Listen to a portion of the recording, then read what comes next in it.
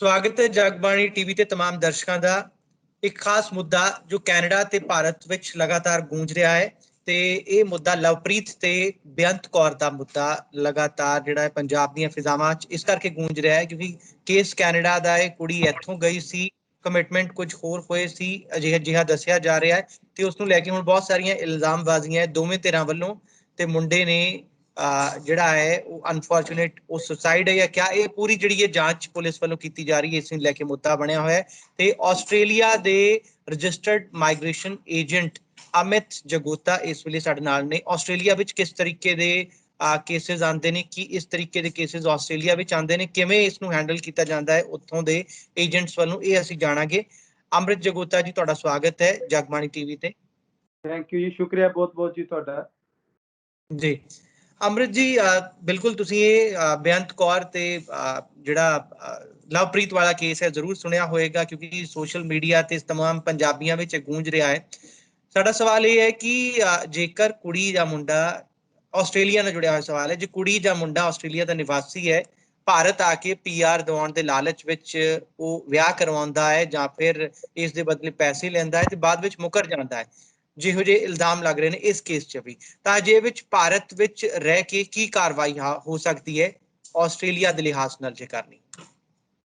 ਦੇਖੋ ਜੀ, ਸਭ ਤੋਂ ਪਹਿਲੇ ਤਾਂ ਇਹੀ ਕਵਾਂਗੇ ਕਿ ਜੋ ਬੇਅੰਤ ਕੌਰ ਔਰ ਲਵਪ੍ਰੀਤ ਦਾ ਕੇਸ ਹੈਗਾ, ਇਟਸ ਵੈਰੀ ਅਨਫੋਰਚੂਨੇਟ। ਇਸ ਤਰ੍ਹਾਂ ਦੀਆਂ ਚੀਜ਼ਾਂ ਕੁਦਰਤ ਵੱਲੋਂ ਨਹੀਂ ਹੋਣੀਆਂ ਚਾਹੀਦੀਆਂ, ਬਟ ਕਈ ਵਾਰੀ ਚੀਜ਼ਾਂ ਆਊਟ ਆਫ ਕੰਟਰੋਲ ਹੁੰਦੀਆਂ, ਸਾਹਮਣੇ ਆਉਂਦੀਆਂ।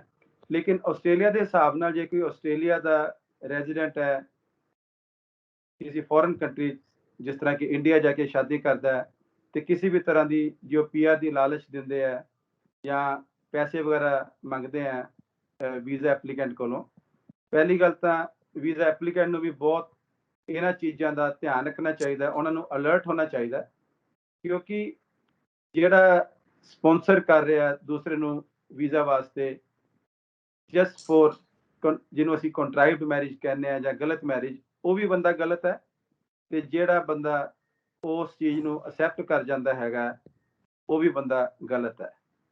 ਤੇ ਲੇਕਿਨ ਜੇ ਇੰਡੀਆ ਦੇ ਵਿੱਚ ਜਾ ਕੇ ਉਹਨਾਂ ਨੇ ਸ਼ਾਦੀ ਕੀਤੀ ਹੈ ਤੇ ਉਸ ਤੋਂ ਬਾਅਦ ਉਹ ਚੀਜ਼ ਗਲਤ ਨਿਕਲਦੀ ਹੈ, ਕੋਈ ਲੱਗਦਾ ਬੰਦੇ ਨੂੰ ਕਿ ਸਾਡੇ ਨਾਲ ਦੂਸਰੇ ਬੰਦੇ ਨੇ ਗਲਤ ਕੀਤਾ, ਇੰਡੀਅਨ ਲਾਅ ਦੇ ਹਿਸਾਬ ਨਾਲ ਵੀ ਉਹ ਆਪਣੇ ਲੀਗਲ ਆਪਸ਼ਨਸ ਕੰਸੀਡਰ ਕਰ ਸਕਦੇ ਆ।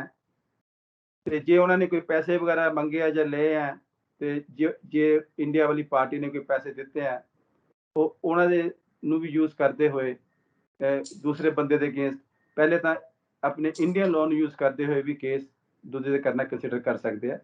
ਲੇਕਿਨ ਜੇ ਸ਼ਾਦੀ ਜਾਂ ਰਿਲੇਸ਼ਨ ਇੱਥੋਂ ਸਟਾਰਟ ਹੋਇਆ ਵੀ ਦੋਨੋਂ ਪਾਰਟੀਜ਼ ਨੂੰ ਲੱਗਦਾ ਹੈ ਕਿ ਤਕਰੀਬਨ ਗੱਲਬਾਤ ਠੀਕ ਹੈ, ਮਤਲਬ ਐਂਡ 'ਚ ਜਾ ਕੇ ਬਾਅਦ 'ਚੋਂ ਸ਼ਾਦੀ ਵੀ ਹੋ ਜਾਂਦੀ ਹੈ, ਬਾਅਦ 'ਚ ਹੌਲੀ ਹੌਲੀ ਚੀਜ਼ਾਂ ਥੋੜ੍ਹੀਆਂ ਜਿਹੀਆਂ ਖਰਾਬ ਹੋਣੀਆਂ ਸ਼ੁਰੂ ਹੁੰਦੀਆਂ, ਉਸ ਕੇਸ ਦੇ ਵਿੱਚ ਇਹਨੂੰ ਇਨੀਸ਼ੀਅਲ ਤੋਂ ਲੈ ਕੇ ਐਂਡ ਤੱਕ ਸ਼ਾਇਦ ਇੱਕਦਮ ਬਹੁਤ ਗਲਤ ਕੇਸ ਵੀ ਨਹੀਂ ਕਿਹਾ ਜਾ ਸਕਦਾ, ਪਹਿਲੇ ਠੀਕ ਸੀਗਾ, ਹੌਲੀ ਹੌਲੀ ਕੋਈ ਹਾਲਾਤਾਂ ਦੇ ਵਿੱਚ ਬਦਲਾਵ ਆਏ। ਸੋ ਕਈ ਵਾਰੀ ਇਸ ਚੀਜ਼ ਨੂੰ ਇੱਕ ਪਾਸੇ ਦਾ ਜਾਂ ਦੂਸਰੇ ਪਾਸੇ ਦਾ ਕਹਿਣਾ ਵੀ ਬੜਾ ਮੁਸ਼ਕਿਲ ਹੋ ਸਕਦਾ ਹੈ। ਜੀ, ਅਸੀਂ ਇਹ ਜਾਣਨਾ ਚਾਹੁੰਦੇ ਹਾਂ ਕਿ ਆਸਟ੍ਰੇਲੀਆ ਵਿੱਚ ਅਜਿਹੇ ਮਾਮਲਿਆਂ ਨਾਲ ਨਜਿੱਠਣ ਦੇ ਲਈ, ਇਹਨਾਂ ਦੇ ਨਾਲ ਨਿਪਟਣ ਦੇ ਲਈ ਕੀ ਕੁਝ ਕਾਨੂੰਨ ਨੇ, ਕੀ ਕੁਝ ਪ੍ਰਾਵਧਾਨ ਨੇ, ਇਹ ਅਸੀਂ ਜਾਣਨਾ ਚਾਹੁੰਦੇ। ਦੇਖੋ, ਆਸਟ੍ਰੇਲੀਆ ਦੇ ਮਾਈਗ੍ਰੇਸ਼ਨ ਲਾਅ ਦੇ ਵਿੱਚ ਵੀ ਤਕਰੀਬਨ ਲਿਖਿਆ ਹੈ ਕਿ ਜੇ ਕੋਈ ਵੀ ਬੰਦਾ ਵਿੱਚ ਪੈ ਕੇ ਕੋਈ ਗਲਤ ਸ਼ਾਦੀ ਕਰਵਾਉਂਦਾ ਹੈ ਤੇ ਬੰਦੇ ਦੇ ਅਗੇਂਸਟ ਵੀ ਮਾਈਗ੍ਰੇਸ਼ਨ ਲਾਅ ਦੇ ਅੰਡਰ ਅਫੈਂਸ ਹੈਗਾ, ਤੇ ਜਾਂ ਜਿਹੜੇ ਲੋਕੀ ਝੂਠੀਆਂ ਸ਼ਾਦੀਆਂ ਨੂੰ ਯੂਜ਼ ਕਰਦੇ ਹੋਏ ਵੀਜ਼ਾ ਲੈਣਾ ਚਾਹੁੰਦੇ ਆ, ਉਹਨੂੰ ਵੀ ਮਾਈਗ੍ਰੇਸ਼ਨ ਲਾਅ ਦੇ ਵਿੱਚ ਗਲਤ ਸਮਝਿਆ ਜਾਂਦਾ ਹੈ। ਠੀਕ ਹੈ, ਤੇ ਉਹਦੇ ਲਈ ਜੇ ਅੱਜ ਕੱਲ੍ਹ ਵੀ ਤੁਸੀਂ ਦੇਖੋ, ਮਤਲਬ time to time Australian government ਇਹ ਚੀਜ਼ਾਂ ਨੂੰ ਇਨਵੈਸਟੀਗੇਟ ਕਰਦੀ ਰਹਿੰਦੀ ਹੈ, ਚਾਹੇ ਉਹ ਕੇਸ ਵਿਦਿਨ ਆਸਟ੍ਰੇਲੀਆ ਹੋਏ ਹੋਣ, ਤੇ ਅੰਡਰ ਇਨਵੈਸਟੀਗੇਸ਼ਨ ਕੇਸ ਚੱਲਦੇ ਰਹਿੰਦੇ ਟਾਈਮ ਟੂ ਟਾਈਮ। ਤੇ ਜੇ ਤੁਸੀਂ ਅੱਜ ਵੀ ਕੁਝ ਪੜ੍ਹਨਾ ਚਾਹੋਗੇ ਇਸ ਚੀਜ਼ ਨੂੰ ਇੰਟਰਨੈਟ ਤੇ ਜਾ ਕੇ, ਸਾਨੂੰ ਇਨਫੋਰਮੇਸ਼ਨ ਮਿਲੇਗੀ ਕਿ ਕੁਝ ਕੇਸ ਅੰਡਰ ਇਨਵੈਸਟੀਗੇਸ਼ਨ ਹੈਗੇ ਆ ਜਿਹੜੇ ਕਿ ਡਿਪਾਰਟਮੈਂਟ ਨੇ ਲੋਕਾਂ ਨੂੰ ਕੋਰਟ 'ਚ ਲੈ ਕੇ ਗਏ ਹੋਏ ਆ। ਜੀ, ਅੱਛਾ, ਇੱਕ ਗੱਲ ਇਹ ਦੱਸੋ ਕਿ ਅਜਿਹੇ ਕੇਸਿਸ ਵਿੱਚ ਪੀਆਰ ਰੱਦ ਹੋਣ ਦੀ ਸੰਭਾਵਨਾ ਕਿੰਨੀ ਕੁ ਹੁੰਦੀ ਹੈ, ਜਿਹੜਾ ਮੁਲਜ਼ਮ ਹੁੰਦਾ ਹੈ ਜਿਸ ਤੇ ਪੂਰੇ ਤਮਾਮ ਇਲਜ਼ਾਮ ਲੱਗਦੇ ਨੇ, ਔਰ ਕਿੰਨਾ ਕੁ ਲੰਬਾ ਪ੍ਰੋਸੈਸ ਹੁੰਦਾ ਹੈ?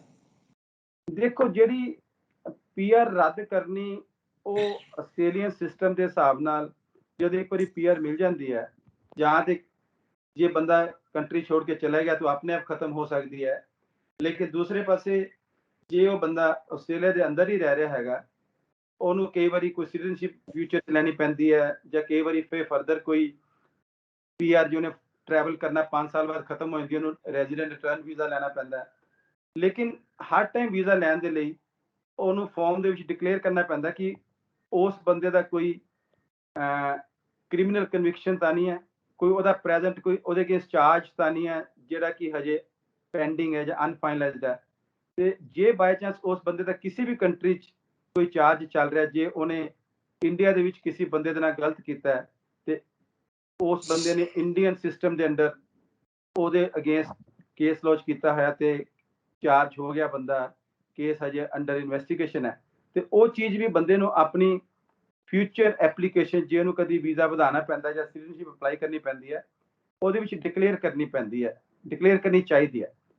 ਜੇ ਉਹ ਡਿਕਲੇਅਰ ਨਹੀਂ ਕਰਦਾ ਤੇ ਉਹ ਬੰਦਾ ਤਾਂ ਵੀ ਮਿਸਲੀਡਿੰਗ ਇਨਫੋਰਮੇਸ਼ਨ ਦੇ ਰਿਹਾ under the oath of the law, ਤੇ ਉਹ ਚੀਜ਼ਾਂ ਬੰਦੇ ਦਾ ਫਿਊਚਰ ਜਿਹੜੀ ਪੀਆਰ ਹੈ ਜਾਂ ਸਿਟੀਜ਼ਨਸ਼ਿਪ ਹੈ ਉਹਨੂੰ ਡਿਲੇ ਕਰ ਸਕਦੀ ਹੈ, ਜਾਂ ਉਹਨੂੰ ਰੁਕਾਵਟ ਵੀ ਲਿਆ ਸਕਦੀ ਹੈ। ਅੱਛਾ, ਇਸ ਕੇਸ ਵਿੱਚ ਜਿਹੜਾ ਅੰਮ੍ਰਿਤ ਔਰ ਬੇਅੰਤ ਕੌਰ ਦਾ ਕੇਸ ਹੈ, ਸੋਸ਼ਲ ਮੀਡੀਆ ਤੇ ਹੀ ਡਿਮਾਂਡ ਉੱਠ ਰਹੀ ਹੈ ਕਿ ਕੁੜੀ ਨੂੰ ਡੀਪੋਰਟ ਕੀਤਾ ਜਾਵੇ। ਤਮਾਮ ਧਿਰ ਇਹੀ ਮੰਗ ਚੁੱਕ ਰਹੇ ਨੇ, ਤੇ ਆਸਟ੍ਰੇਲੀਆ ਦੇ ਲਿਹਾਜ਼ ਨਾਲ ਜੇ ਦੇਖਿਆ ਹੋਵੇ, ਇਹ ਸਾਰੀਆਂ ਚੀਜ਼ਾਂ ਕਿੰਨੀਆਂ ਕੁ ਆਸਾਨ ਹੈ ਜਾਂ ਕਿੰਨੀਆਂ ਪੇਚੀਦਾ ਹੈ?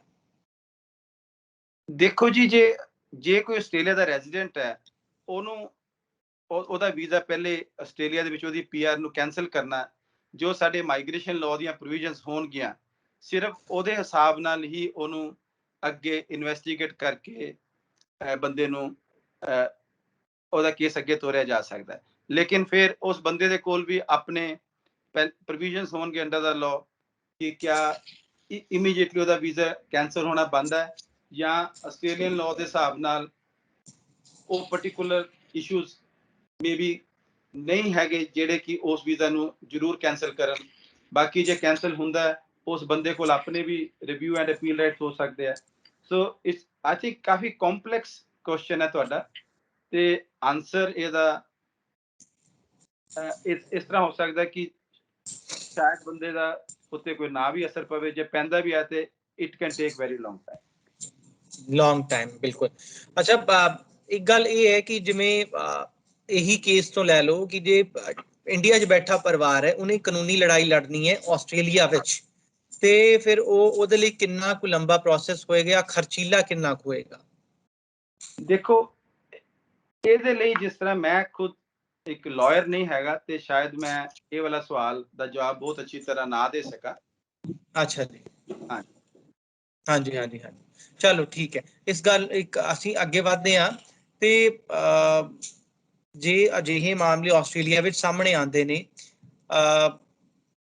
ਡਿਫਰੈਂਸ ਕਿਵੇਂ ਏਜੰਟ ਜਿਹੜਾ ਹੈ ਇਸ ਵਿੱਚ ਕਰਦੇ ਨੇ, ਤੇ ਇਸ ਦੇ ਨਾਲ ਹੀ ਨਾਲ ਏਜੰਟ ਜਿਹੜੇ ਨੇ, ਰਜਿਸਟਰਡ ਏਜੰਟ ਜਾਂ ਨਾਨ ਰਜਿਸਟਰਡ ਏਜੰਟ ਜਿਹੜੇ ਇੰਡੀਆ 'ਚ ਨੇ, ਮਤਲਬ ਉੱਥੇ ਤਾਂ ਮੈਂ ਸੁਣਿਆ ਕਿ ਕਾਫੀ ਪ੍ਰੋਸੈਸ ਹੁੰਦਾ ਹੈ ਏਜੰਟ ਬਣਨ ਦੇ ਲਈ। ਇਹ ਤੁਸੀਂ ਡਿਫਰੈਂਸ ਕਿਵੇਂ ਮਤਲਬ ਬਿਲਕੁਲ ਸਹੀ ਏਜੰਟ ਕੋਲ ਅਸੀਂ ਪੁੱਜੇ ਹਾਂ, ਰਜਿਸਟਰਡ ਏਜੰਟ ਹੈ, ਇਹ ਥੋੜਾ ਡਿਫਰੈਂਸ ਸਮਝਾਓ।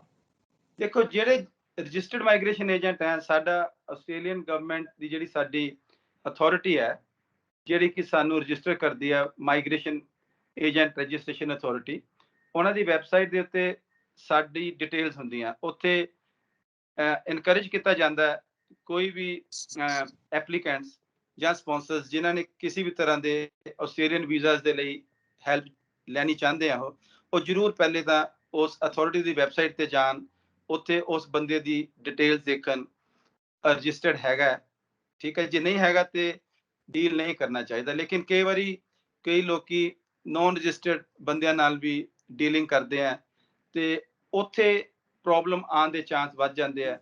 ਜਿਹੜੇ ਰਜਿਸਟਰਡ ਬੰਦੇ ਆ ਉਹਨਾਂ ਨੂੰ ਕਾਫੀ ਕਾਇਦੇ ਦੇ ਹਿਸਾਬ ਨਾਲ, ਕਾਫੀ ਗਾਈਡਲਾਈਨਸ ਰੂਲਸ ਦੇ ਹਿਸਾਬ ਨਾਲ ਚੱਲਣਾ ਪੈਂਦਾ।